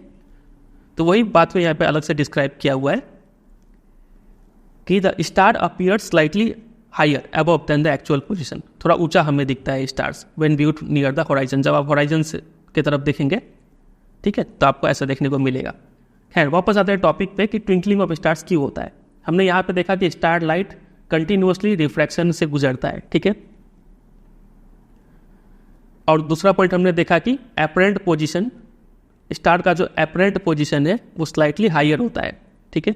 अब ये एपरेंट पोजीशन स्टेशनरी नहीं होता है, ऐसा नहीं कि स्टार एक ही जगह हमें दिख रहा है, बल्कि वो अपना पोजीशन चेंज करता रहता है धीरे धीरे करके। क्यों? क्योंकि अर्थ का एटमॉस्फेयर का कंडीशन चेंज नहीं है, हवा चल रहा है, इस वजह से एटमॉस्फेयर का भी कंडीशन चेंज होता रहता है। तो ये जो एपरेंट पोजीशन जो हम देख रहे हैं वो स्टेशनरी नहीं बल्कि थोड़ा मोड़ा हिलते रहता है। और साथ ही साथ एक चीज़ ये भी नोट कीजिए कि स्टार्स जो है काफ़ी दूर है, बहुत दूर है, इसलिए हम इसको मान लेते हैं कि स्टार जो है वो point size sources of light है। मतलब स्टार क्या है, एक पॉइंट की तरह है जिससे एक ही रे ऑफ लाइट आ रहा है, ऐसा हम एज्यूम कर लेते हैं हमारे पास, ठीक है। हमारे पास एक ही रे ऑफ लाइट आ रहा है, इसीलिए इसको पॉइंट साइज सोर्स कहा गया है। इस पर आएंगे दोबारा, ठीक है। तो as the path of ray of light coming from the star goes on veering slightly, the apparent position of the star fluctuates. तो ये जो स्टार लाइट है इसका जो पाथ है, रास्ता जो है वो चेंज होते रहता है, वो रिफ्लेक्शन होते होते होते होते हमारे पास आता है। और तो apparent position of the star fluctuate and the amount of star light entering the I flickers. और हमारा जो आँख है, हम यहाँ से जो देख रहे हैं, हमारे आँखों में ये लाइट कभी कम पड़ता है, कभी ज़्यादा पड़ता है, कभी हमें ब्राइटर नज़र आता है ये स्टार और कभी हमें डीमर फेंटर नज़र आता है ये स्टार, ठीक है। तो हमें लगता है कि ये स्टार टिमटिमा रहा है, ट्विंकलिंग इफेक्ट क्रिएट कर रहा है। तो यही रीज़न है ट्विंकल होने का। 2-3 बात नोट कीजिएगा दोबारा पर रिपीट करते। ये मान लीजिए स्टार है, पहला हमने ये देखा कि स्टार लाइट जब आता है अर्थ एटमॉस्फेयर में तो अंडरगोज कंटिन्यूअस रिफ्रैक्शन, ठीक है, पहला बात। दूसरा बात हमने समझा कि स्टार का क्या ये एक्चुअल पोजीशन है? तो नहीं, ये अपरेंट पोजीशन है, ठीक है। तीसरा बात हमने जाना कि ये अपरेंट पोजीशन भी स्टेशनरी नहीं रहता है बल्कि हिलते डुलते रहता है। क्यों हिलेगा डुलेगा अभी समझेंगे। चौथा बात हमने जाना कि हम इसको मान लेते हैं कि चूंकि स्टार्स बहुत दूर है तो हम मान लेते हैं ये point size sources of light है, ठीक है, कि एक ही रे ऑफ लाइट यहाँ से आ रहा है। और पांचवा बात हमने देखा कि जब ये लाइट रे आ रहा है तो ये एटमॉस्फेयर में रिफ्रैक्शन होने की वजह से कभी हमारे आंखों में ज़्यादा लाइट गिरता है, कभी कम लाइट गिरता है, जिस वजह से हमें ये ट्विंकलिंग इफेक्ट नज़र आता है। समझे?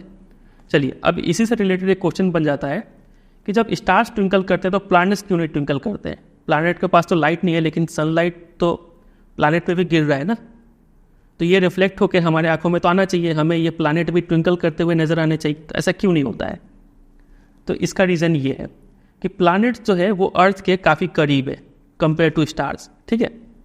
काफ़ी करीब होने के कारण हम इसको एक्सटेंडेड सोर्स मानते हैं प्लैनेट्स को। मतलब ये एक ऐसा सोर्स ऑफ लाइट है प्लैनेट्स जिसमें कई सारे पॉइंट सोर्स, इस तरीके से पॉइंट सोर्स लाइट है, ठीक है। मतलब यहाँ से भी लाइट रे आ रहा है, यहाँ से भी लाइट रे आ रहा है, यहाँ से भी लाइट रे आ रहा है, इसको बोलते हैं एक्सटेंडेड सोर्स ऑफ लाइट, हम मान लेते हैं प्लैनेट को, ठीक है। तो ये भी रिफ्रैक्शन होगा, ये भी रिफ्रैक्शन होगा, ये भी रिफ्रैक्शन होगा, ले दे के हमारे आंखों में एवरेज होके एक इक्वल अमाउंट ऑफ लाइट लगातार गिरता रहेगा। इस वजह से ये ट्विंकल होते हुए नज़र नहीं आते। बातें कहना ही समझ रहे? वही यहाँ पे लिखा हुआ है कि if we consider a planet as a collection of large number of point size source, extended source मतलब उसमें बहुत सारा पॉइंट साइज सोर्सेस है, तो टोटल वेरिएशन जो है जो हमारे आंखों में गिर रहा है वो एवरेज होके 0 हो जाएगा। ठीक है, वेरिएशन 0 हो गया तो नलीफाई कर देगा ट्विंकलिंग इफेक्ट को, इसलिए प्लैनेट्स ट्विंकल करते हुए नजर नहीं आते।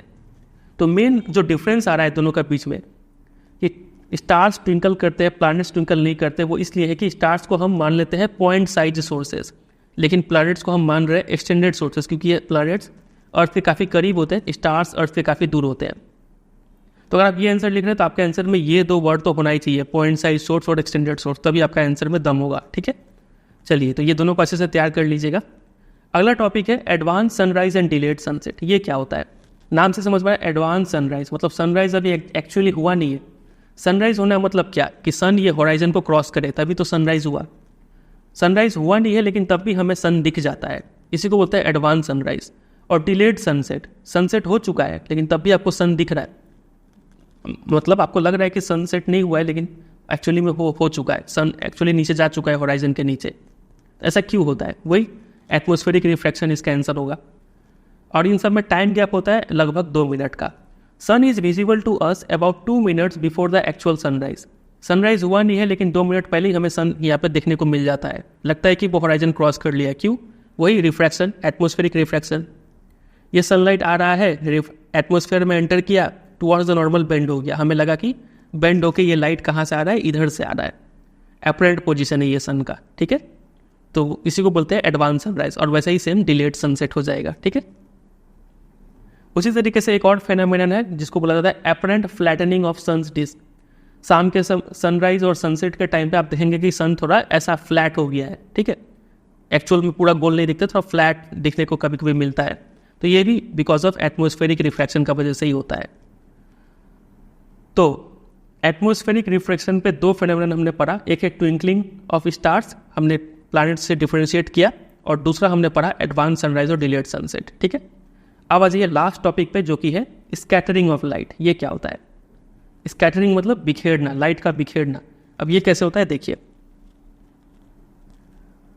यहाँ पे कुछ काम का बात है नहीं। आपने क्लास 9 में पढ़ा होगा कोलाइडल सॉल्यूशन के बारे में। जब आप ट्रू सॉल्यूशन से, फॉर एग्जांपल एक ग्लास में कोई ट्रू सॉल्यूशन है, होमोजेनस सॉल्यूशन है, तो वहाँ से जब आप लाइट भेजते हैं तो लाइट का पाथ नज़र नहीं आता है। यहाँ तक तो लाइट नज़र आया लेकिन लाइट फिर यहाँ पे नज़र आएगा।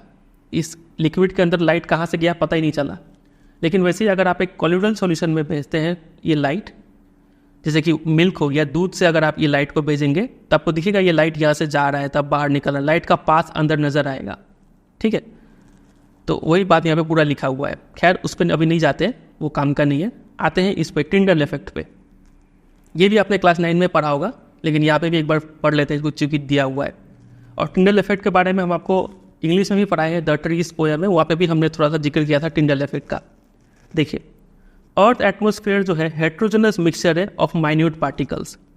अर्थ का एटमॉस्फेयर में कई सारे छोटे छोटे पार्टिकल्स हैं, जैसे कि स्मोक हो गया, टाइनी वाटर ड्रॉपलेट्स हो गए, सस्पेंडेड पार्टिकल्स ऑफ डस्ट हो गया। ठीक है, molecules of air, oxygen, carbon dioxide, ये सबका मॉलिक्यूल्स, कई सारे पार्टिकल्स एटमॉस्फेयर में मिलते हैं। ठीक है, तो ये कहीं ना कहीं हेट्रोजेनस मिक्सचर है ये। ठीक है, फिर when a beam of light strikes such fine particle the path of the beam become visible. तो एटमॉस्फेयर में चूंकि इतना सारा पार्टिकल्स है, तो जब भी कोई लाइट इस एटमॉस्फेयर से होकर गुजरता है ना, तो इस लाइट का जो पाथ है, कहाँ से गुजर रहा है, वो देखने को मिल जाता है, वो विजिबल होता है। The light reaches us after being reflected diffusely by this particle, और यही लाइट हमारे आंखों तक पहुंचता है, लेकिन ये लाइट काफ़ी ज़्यादा रिफ्लेक्ट होकर पहुंचता है। ठीक है, तो इसी फेनोमेनन को कहते हैं the phenomenon of scattering of light by the colloidal particles is give rise to Tyndall effect. देखिए, जब भी कोई लाइट किसी मीडियम से होकर गुजर रहा है, उस मीडियम में कई सारे छोटे छोटे पार्टिकल्स होंगे। इस पार्टिकल का वजह से ये लाइट जो है थोड़ा थोड़ा क्या हो जाता है, स्कैटर हो जाता है, फैल जाता है, क्योंकि ये जो पार्टिकल्स है, पार्टिकल्स पर जब ये लाइट गिरेगा, फॉर एग्जांपल ये डस्ट का, धूल का एक कण था, इस पर जब लाइट गिरा तो वो धूल का कण ये लाइट को रिफ्लेक्ट कर देगा, थोड़ा सा बिखेर देगा। तो ऐसे करके पूरा अगर ऑब्जॉर्व करें तो पूरा जो भी मीडियम से गुजर रहा है वो लाइट को क्या कर रहे हैं, स्कैटर कर रहे हैं। इसी को बोलते हैं टिंडल इफेक्ट। इसका बेस्ट एग्जांपल है, आप कोई अंधकार सा रूम है, मान लीजिए ये कोई अंधेरा सा घर है, लेकिन इसमें यहाँ पे छोटा सा होल है, ठीक है, कोई खिड़की दरवाज़ा नहीं है। तो इस होल से अगर कोई सनलाइट आए अगर आप इस रूम घर के अंदर हो तो आप पाएंगे ये सन का जो रास्ता है वो दिखेगा आपको। आप ये कभी ऑब्जर्व भी किए होंगे, अंधकार रूम में कहीं से सनलाइट आ गया तो सनलाइट का रास्ता दिखता है। क्यों दिखता है? क्योंकि हवा में डस्ट पार्टिकल्स है, वाटर मॉलिक्यूल्स है, जिस वजह से वो लाइट को स्कैटर कर देते हैं। इसी को तो यही रास्ता तो दिख रहा है ना, इसी को बोलते हैं टिंडल इफेक्ट दिख रहा है। जंगल में भी अगर पेड़ है, थिक कैनोपी है, यहाँ से सनलाइट बहुत सारा पेड़ है, ठीक है, तो कहीं कहीं पे अगर गैप है तो यहाँ से अगर सनलाइट गिर रहा है नीचे तो ये सनलाइट का गिरने का जो पाथ है वो विजिबल हो जाता है। इसी को टिंडल इफेक्ट बोलते हैं, ठीक है। और तो कुछ यहाँ पे काम का बात नहीं है। तो टिंडल इफेक्ट का डेफिनेशन, ठीक है, और इसका एग्जाम्पल वही है कि स्मोक फील्ड रूम, कोई रूम में अगर धुआं है, कुछ भी है, तो वहाँ पे सनलाइट का बीम जो है वो नज़र आता है। वैसी तरीके से thick canopy of dense forest, जंगल में भी आपको टिंडल इफेक्ट देखने को मिल जाएगा। दो एग्जाम्पल दिया हुआ है, डेफिनेशन दिया हुआ है, वो तैयार करना है। अब यहाँ पे एक जरूरी बात नोटिस कीजिएगा, ये बहुत इंपॉर्टेंट है। जो लाइट स्कैटर हो रहा है उसका कलर जो होगा वो क्या होगा, वो डिपेंड करता है साइज ऑफ द पार्टिकल पे। अगर वेरी फाइन पार्टिकल्स है, बहुत छोटे छोटे पार्टिकल्स है, तो वो मेनली ब्लू कलर के लाइट को स्कैटर करते हैं। और अगर बड़े साइज के पार्टिकल है, पार्टिकल ऑफ लार्जर साइज, तो वो रेडिश कलर लाइट को स्कैटर करते हैं। हमने स्पेक्ट्रम पढ़ा है व्हाइट लाइट का, VIBGYOR, VIBGYOR। तो जो छोटे छोटे पार्टिकल्स होते हैं ना, वेरी फाइन पार्टिकल्स, तो वो ये ब्लूइश एंड वाले, ये ब्लू कलर वाले लाइट को ज़्यादा बिखेरते हैं। और ऐसे पार्टिकल्स, ऐसा मान लीजिए कोई धूल का कण है, डस्ट है, जो थोड़ा बड़ा साइज में है, तो वो क्या होगा, रेडिश कलर का लाइट को ज़्यादा बिखेरेगा, ठीक है। ये याद रखिएगा, ये स्मॉल पार्टिकल्स को बिखेरते हैं, स्मॉल पार्टिकल्स ये कलर वाले लाइट को ज़्यादा बिखेरते हैं, और लार्ज पार्टिकल्स ये कलर वाले लाइट को ज़्यादा बिखेरते हैं, ठीक है। और ये भी याद रखिएगा, लॉन्गर वेवलेंथ का अगर बात करें, अब वेवलेंथ क्या है नहीं है वो डिटेल में बाद में पढ़ेंगे। अभी आप सिर्फ इतना जान लीजिए कि जो रेड वाले एंड है इनका वेवलेंथ ज़्यादा होता है, वेवलेंथ लंबा होता है, लॉन्गर वेवलेंथ होता है, और इनका शॉर्टर वेवलेंथ होता है, ठीक है, ब्लू वाले का। चलिए, ज़्यादा कंफ्यूज हो रहे हैं तो सिर्फ इतना याद रखिए, छोटे पार्टिकल्स है तो ब्लू कलर को स्कैटर करेंगे, बस इतना याद रखिए। बस इसी कॉन्सेप्ट का यूज़ करेंगे अगले टॉपिक पे। अगला टॉपिक है कि स्काई हमें ब्लू क्यों नज़र आता है, why is the colour of clear sky blue. तो देखिए इसका होता क्या है, सनलाइट जो है एटमॉस्फेयर से होके गुजरेगा, और एटमॉस्फेयर में वेरी फाइन पार्टिकल्स हैं, ठीक है। और ये छोटे छोटे पार्टिकल्स, वही छोटे छोटे पार्टिकल्स है जो किसको बिखेरेंगे, ब्लू एंड वाले स्पेक्ट्रम के ब्लू एंड में जो भी कलर्स है वैसे लाइट को ज़्यादा बिखेरेंगे, ठीक है। रेड लाइट का वेवलेंथ ज़्यादा होता है तो रेड लाइट नहीं स्कैटर होता है, ब्लू लाइट ज़्यादा स्कैटर होता है। तो दस when sunlight passes through the atmosphere, तो उसमें जो छोटे छोटे पार्टिकल्स है वो स्कैटर कर देते हैं ब्लू कलर को, ठीक है, more strongly than the red के मुकाबले ब्लू कलर को ज़्यादा स्कैटर करते हैं एटमॉस्फेयर के पार्टिकल्स। इसी वजह से द स्कैटर्ड ब्लू लाइट हमारे आंखों में एंटर करता है और हमें लगता है कि स्काई ब्लू है, लेकिन स्काई का कोई कलर ही नहीं है, वो ब्लैक है, ठीक है। अगर कोई एटमॉस्फेयर नहीं होता ना तो कोई स्कैटरिंग नहीं हो रहा होता, एटमॉस्फेयर नहीं है, कोई पार्टिकल नहीं है, लाइट कहाँ से गुजर रहा है हमें पता ही नहीं चलता, कोई स्कैटरिंग नहीं होता, तो उस समय हमें स्काई डार्क काला नज़र आ रहा होता है। इसीलिए कई बार जो प्लेन में फ्लाई करते हैं, काफ़ी अगर वेरी हाई ऑल्टीट्यूड में अगर फ्लाई कर रहे हैं पैसेंजर्स, तो वहाँ पे चूंकि स्कैटरिंग नहीं हो रहा था तो पैसेंजर को उतने हाइट पे जो स्काई है वो ब्लैक नज़र आता है, ठीक है। एस्ट्रोनॉट को भी स्काई कैसा नज़र आएगा, ब्लैक नज़र आएगा, समझ रहे हैं कि नहीं। तो why is the colour of clear sky blue, simple answer, जो जितना भी ब्लू में अंडरलाइन कर रखे उतना ही आपको लिखना है, ठीक है। और ये भी क्वेश्चन आता है कि फ्लाइट में अगर हाई ऑल्टीट्यूड में कोई प्लेन फ्लाई कर रहा है तो वहाँ पे क्यों ब्लैक नज़र आता है स्काई, तो लिखना होगा because scattering is not so prominent at such height, ठीक है, ये मेरा आंसर है। As scattering is not prominent at such height, उतना हाइट पे स्कैटरिंग नहीं होता है, ठीक है, क्योंकि वहाँ पे पार्टिकल्स ही नहीं है, एटमॉस्फेयर ही नहीं है। अब आ जाइए अगले पे। अगला एक और छोटा सा टॉपिक है यहाँ पे कि जितने भी डेंजर सिग्नल है ना, जितने भी आप वार्निंग साइन देखे होंगे कि आगे खतरा है, डेंजर लिखा हुआ है, ऐसे क्रॉस लगाया हुआ है, वो सब रेड कलर में ही क्यों, यहाँ तक कि ट्रैफिक लाइट जब स्टॉप करने का होता है, खतरा वाला सिग्नल है, वो भी रेड कलर का ही क्यों बनाया गया, ठीक है। तो इसलिए क्योंकि रेड जो है वो सबसे कम स्कैटर होता है बाई फॉग और स्मोक। फॉग और स्मोक रेड कलर के लाइट को स्कैटर ही नहीं कर पाते हैं, इसलिए अगर आप दूर भी खड़े हैं ना, ये रेड कलर का लाइट है, ठीक है, भले ही रिफ्लेक्ट होकर आपके पास आ रहा है तो ये ज़्यादा स्कैटर्ड नहीं होता है, एटमॉस्फेयर में ज़्यादा बिखेरता नहीं है, वो सीधा आपकी आंखों में पहुंचता है। आपको ये दूर से ही नजर आएगा कि दूर में खतरा है, ठीक है। इसलिए जितने भी खतरे वाले सिग्नल्स होते हैं वो रेड कलर के बनाए जाते हैं।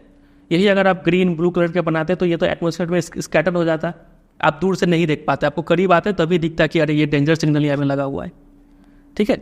इसलिए जितने भी डेंजर सिग्नल होते हैं वो रेड कलर के बनाए जाते हैं। आंसर होगा ये, क्योंकि वो लीस्ट स्कैटर्ड होते हैं बाई फॉग और स्मोक। समझ गए? चलिए, इसी के साथ ये पूरा चैप्टर एंड हो जाता है। नीचे में 3 क्वेश्चन हैं जिसका आंसर काफ़ी ऑब्वियस है। Why do stars twinkle, detail में डिस्कस कर लिया हमने। Explain why planets do not twinkle, ये भी डिस्कस कर लिया। Why does the sky appear dark instead of blue to an astronaut, because scattering is not so prominent at such heights, ठीक है, वो लिखना पड़ेगा यहाँ पे। तो चलिए, इतना चीज़ तो आप तैयार करेंगे ही, इसके साथ साथ आपको मिलेगा और 3 चीज़। क्या क्या आपको मालूम ही होगा। पहला तो इंपॉर्टेंट क्वेश्चन आंसर्स, इस चैप्टर का जितना भी इंपॉर्टेंट क्वेश्चन आंसर्स है वो सब एक जगह पे कंपाइल करके आप वेबसाइट पे प्रोवाइड कर दिए, आप वहाँ से जाके प्रिपेयर कर लीजिएगा, ठीक है। मिलेगा कैसे? आप सिंपली गूगल में सर्च कर दीजिए कि human eye and colourful world important questions by CBSE guidance, बस लास्ट में आपको ऐड करना है बाई सीबीएसई गाइडेंस, ये जरूर लिखिएगा तो आपको पहले नंबर पर मिल जाएगा रिजल्ट, ठीक है। इस चैप्टर का नोट्स भी वेबसाइट पर प्रोवाइड कर दिए हैं, वो भी आप देख सकते हैं। और ये पूरा जो अंडरलाइन PDF है जो कि बेस्ट नोट्स है, इसके अलावा और कोई नोट्स का जरूरत नहीं है, ठीक है। ये भी आपको डाउनलोड करने के लिए अब वेबसाइट पे दे दिया, आप वहाँ पे जाके डाउनलोड कर सकते हैं अंडरलाइन PDF, ठीक है। ये 3 चीज़ मिल जाएगा। चलिए, तो उम्मीद करते हैं आपके लिए वीडियो काफ़ी हेल्पफुल रहा होगा, काफ़ी चीज़ सीखने को मिला होगा। वीडियो अच्छा लगा तो 3 काम कर दीजिए, वीडियो को लाइक, दोस्तों के साथ शेयर, और अगर आप चैनल पर नए हैं तो उसको सब्सक्राइब कर लीजिए। चैनल पे और भी वीडियोज़ है मैथ्स, साइंस, SST, इंग्लिश के, आप उनको देखिए, आपको उनसे भी काफ़ी हेल्प मिलेगा, ठीक है। चलिए, एंड करते हैं, मिलते हैं बहुत जल्द किसी और वीडियो में, तब तक के लिए bye bye and take care.